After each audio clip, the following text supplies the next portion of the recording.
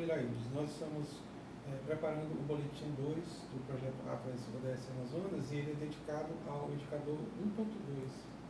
Esse indicador ele tem como meta reduzir a metade a proporção de homens e mulheres, todas as faixas etárias, raças e etnias, vivendo na condição de extrema pobreza.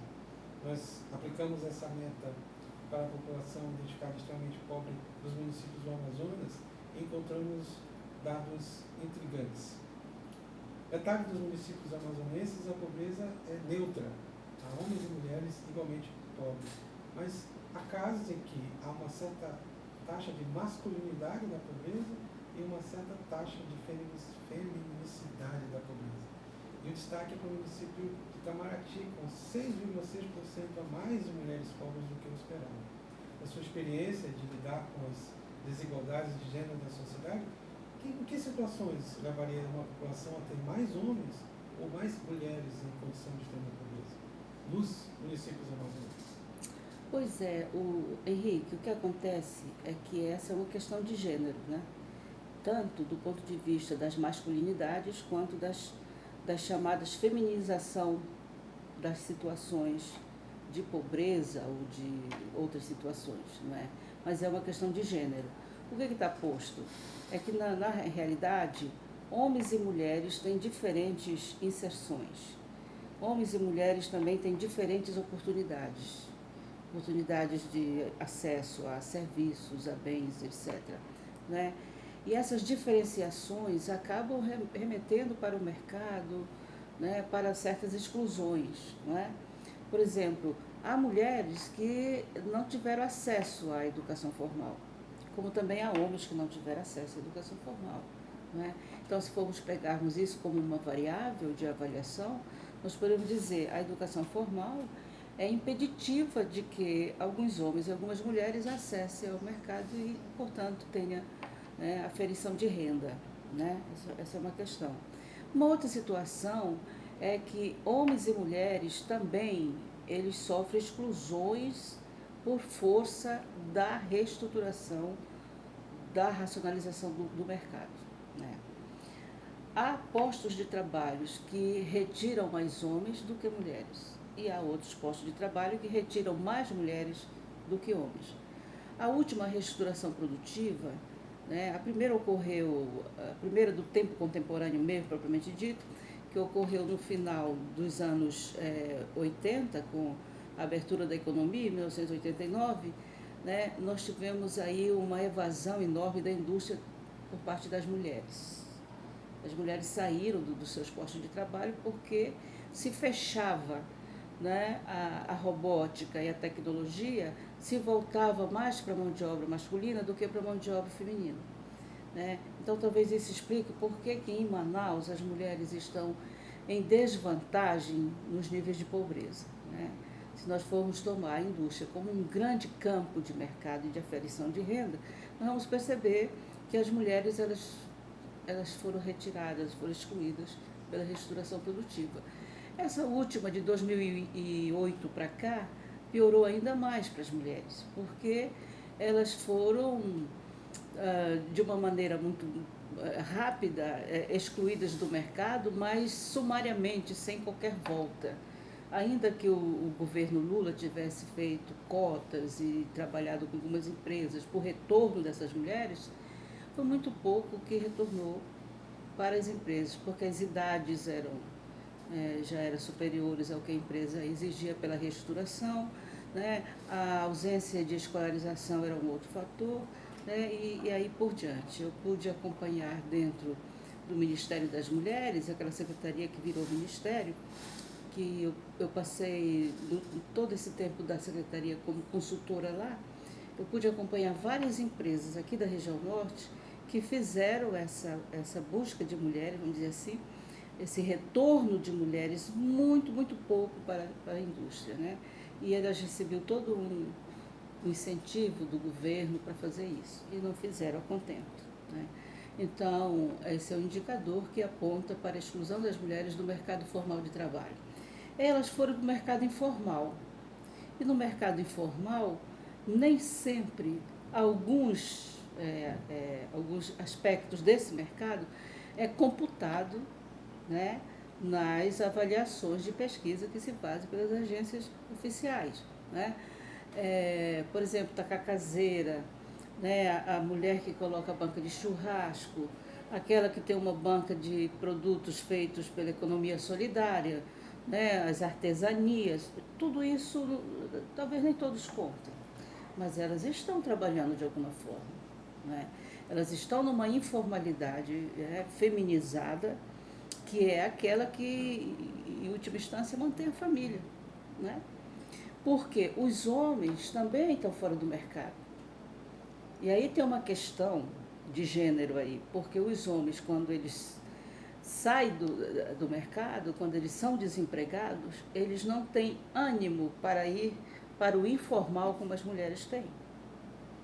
As mulheres, elas não têm uma vergonha enorme como os homens têm de carregar panela na rua, né? De fazer um trabalho que é considerado doméstico, né? Para se fazer renda, né? As mulheres não. O professor Maripiranga me disse isso numa entrevista, que as mulheres salvaram o Amazonas quando ocorreu a debacle da borracha, né? Quando a economia gomífera entrou em decadência total, nos anos 40, 50, as mulheres que foram para a rua, né, com banca de tacacá, né, com churrasco, foram lavar roupa para fora. Foi intensificado um tipo de mercado para as mulheres que se feminizou e que acabou segurando as pontas, digamos, de uma economia que estava em decadência, né? Então, são questões complexas que se põem no âmbito das relações de gênero, né? É bem verdade que algumas situações agora contemporâneas já estão mudando. A gente já vê os homens contribuindo com as suas companheiras nas ruas, nessas barracas, né?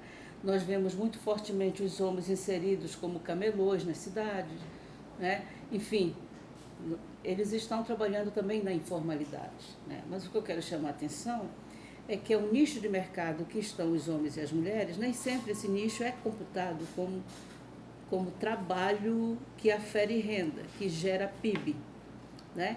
Então vai se ter algumas diferenças aí. Em alguns momentos vai se dizer que o homem também não trabalha e que a mulher também não trabalha. E esse problema dentro da sociologia do trabalho é bem complicado, né? O próprio Márcio Postman, que tem feito um esforço de compreensão do mercado nessas suas ambivalências, né, não chega muito a uma conclusão a respeito dessas aferições de renda, né, consideradas marginais, né, para a economia, né. Agora, você imagine isso no interior do estado do Amazonas, onde nós temos uma população que é uma população indígena. Se não é indígena considerada pura, é indígena considerada de descendência, né. Nós já temos, então, por aí uma marca, um marcador de gênero ou um marcador regional, né, das chamadas exclusões, né? Os indígenas não estão para o mercado de trabalho como os brancos estão para o mercado de trabalho. Os negros não estão para o mercado de trabalho como os brancos estão para o mercado de trabalho. Então, as exclusões já começam por marcadores de gênero, marcadores étnicos e de raça, né? Então, esses elementos acabam se somando a essas avaliações que as pesquisas governamentais fazem, as agências oficiais, né? E ainda bem que houve uma discussão, isso já tem algum tempo, de se incluir nessas pesquisas a variável raça. E a variável agora, né, com muita luta, de alguns trabalhadores, como por exemplo o mateiro, que não estava tipificado no IBGE, por exemplo. Já se encontra tipificado, já tem agora até concurso para mateiro. Mas antes essas profissões não eram consideradas, né? Elas eram profissões, vamos dizer assim, tradicionais, no sentido de atrasadas, que não se queria saber delas, né? Então, acaba-se que essas variáveis vêm interferir, sim, nessas situações, né? Então, imaginemos que dentro do contexto de Careiro da Várzea, Careiro Castanho, né? Eu vou falar mais do Careiro da Várzea, onde eu fiz uma pesquisa com as pescadoras, né? Uma pesquisa de 2010 para cá. Quem trabalha dentro da comunidade são as mulheres. Elas são pescadoras. Elas saem 4 horas da manhã e chegam às 4 ou 3h30 da tarde para casa com peixe, com pescado. Os seus maridos que ficaram em casa, cuidando dos filhos, fazendo a comida, levando para a escola, eles pegam o peixe que a mulher trouxe, né, de um dia de labuta, e vão vender na sede do careiro da várzea. Quando eles vêm da sede do careiro da várzea, eles trazem o dinheiro no bolso e se acham empoderados como aqueles que são os provedores da casa. Não é a mulher, é o homem. É claro que essa é uma carga simbólica que é bom para ele, porque ele pega no dinheiro, ele faz o rancho para casa, ele compra o pão, ele traz para casa, ele se sente muito bem, como que se ele estivesse provendo a sua casa e não deixando nada faltar para os seus filhos. Isso é muito bom, uma carga religiosa judaico-cristã muito grande na cabeça dele, que diz que ele é provedor, né? Acontece que esse dinheiro, tudo isso vem da mulher, do trabalho da mulher. E se ela quiser um dinheiro para comprar um batom ou um esmalte, ela tem que pedir do marido. O que eu tenho percebido, né? Sempre uma questão muito forte, arraigada a uma representação de gênero. Que quem trabalha é o homem, não a mulher, né?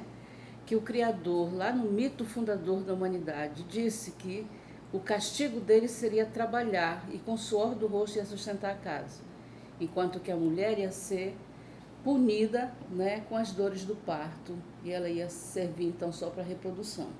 Isso é muito forte na área rural, né? Aí se assenta a célula do patriarcado, o DNA do patriarcado está aí, no mito fundador, que divide bem papéis de mulher e papéis de homem, né? Quem que é superior e quem que é inferior. O homem, embora naquele tempo o trabalho também fosse uma maldição, uma coisa ruim, né? Mas o castigo dele era de prover, não era tão um castigo assim, né? Como a mulher que vai sentir dor, que vai sofrer para dar à luz, né? Então, e o homem também é aquele que é o pensador, aquele que vai pensar as coisas, e a mulher vai obedecer, né? Então, essa representação é muito forte, dada pelas religiões evangélicas e também pela católica, né? Então, no interior, isso, ela segue à risca. Eu não vi situações diferentes nas coisas que eu fui. Com exceção de uma comunidade de Maués, que as mulheres são mais empoderadas. Mas, no geral, é assim, né? Então, o que elas dizem? Elas dizem, eu não trabalho, eu ajudo meu marido, né? Porque a questão da ajuda é uma subserviência dentro desse conceito do menor. Eu sou aquela que eu não penso, eu sou o menor, não existo. A cabeça é o homem, a mulher não tem cabeça, né? Então, o papel dela é obedecer ao homem e servi-lo e trabalhar. Ele trabalha, ela ajuda, né? E isso tem uma série de elementos que vão contribuir para aumentar e para fazer isso aflorar a todo instante na sociedade. As músicas, as cantigas de roda, né? A literatura, né? Monteiro Lobato, o que diz, né? Quando a criança pergunta pelo pai e pela mãe, na musiquinha o que diz, né? Mamãe foi para a roça e papai foi trabalhar. Quer dizer, a mamãe que foi para a roça, ela não foi trabalhar, porque a roça é uma extensão da casa, né? E a terra, que é geradora, né, junto com a mulher, uma representação, né, da reprodução.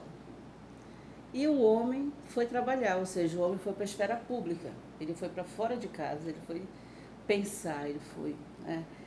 E então as mulheres, elas vão dizer sempre na pesquisa isso, né? A gente perguntar a elas, você trabalha? Ela disse, não, eu ajudo meu marido. Então há uma ideia dessa coisa de coadjuvante, né?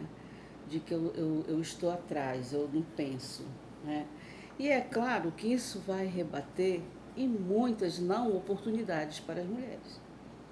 Não oportunidades ao ensino, à educação básica, não oportunidade de mercado, não oportunidade de protagonismo na política, né? Não oportunidade de cargos. Se você vai ver nas colpescas, nos sindicatos, são os homens que dirigem. Esse mesmo do Careiro da Vaz, esse caso que eu estou dizendo, as mulheres são 80% filiadas no sindicato. Não tem nenhuma delas na diretoria da colpesca, nenhuma. Né? Então, tudo isso faz com que também aconteça com ela esses elementos de exclusões, né? Elementos de considerá-las sempre subservientes, sempre menores, né? E que acaba, sim, interferindo numa realidade de feminização da pobreza, né? Para muitos casos. Né? Esse caso de 100% do município de Itamaraty, nós precisávamos ver com um pouco mais de cuidado, né? Porque aparecem as mulheres 100% mais, 6% mais do que os homens em relação à pobreza. O que será que acontece por lá, né? E que difere dos demais municípios, difere muito, né? Será se essas mulheres não estão, não têm uma expectativa de mercado, não sei, nem no âmbito da economia solidária, nem do mercado informal, né? Será se não existe lá nesse município algumas variáveis para serem contadas como possíveis de exclusão para essas mulheres, além dessas que eu já citei, né? É preciso ver com um pouco mais de cuidado aí, eu não saberia dizer, né? Mas se formos pensarmos no geral, é isso que eu estou dizendo, há exclusões de ambos os lados.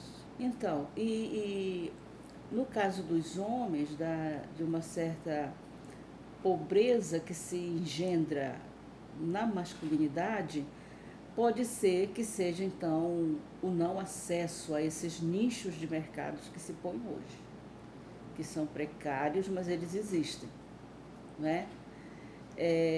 E para as mulheres também, pode ser que elas estejam totalmente preteridas, né? E o que pode preterir fortemente? É a condição étnica, que pode ser indígenas, não é? Negras, por isso teria que ver um pouco mais como que é esse município, né? Que pode preterir esse mercado, não é? E se tiver um envelhecimento da população, se tiver uma população idosa. Então isso pode, sim, e ter o fator escolaridade. Mas se a educação formal chega a todos os municípios, não seria isso, talvez, o caso desse município de 6% de mulheres pobres, né? Mas essas variáveis, elas podem estar concorrendo para isso, né? Pode ser indígena, pode ser negra, pode ser uma população idosa, né? Ou pode ser que não teve mesmo acesso a nada, que não sabe ler e escrever para ir para a rua, por exemplo, para vender tacacá, não precisa saber ler e escrever. Fazer conta de dar troco de cabeça, as mulheres sabem, né? Para ser lavadeira, para ser outras coisas. Agora, para trabalhar em hotéis precisa, né? Para trabalhar como cozinheiras, como merendeiras de escola, precisa saber ler, né? Para trabalhar em outros serviços da área, né, da informalidade, alguns outros também precisam. Né? Nós sabemos disso, que com a restauração produtiva isso ficou valendo para todos os setores da área de trabalho. Né? Pode ser fatores de exclusões isso. Mas, no geral, eu tenho pelas minhas pesquisas, né, já um pouquinho mais de 20 anos nessa área de pesquisa com as mulheres rurais, essas indicações aí bem fortes na área do trabalho, né? Eu trabalho com práticas sociais de trabalho das mulheres da floresta. Muito obrigado, professor Iraí.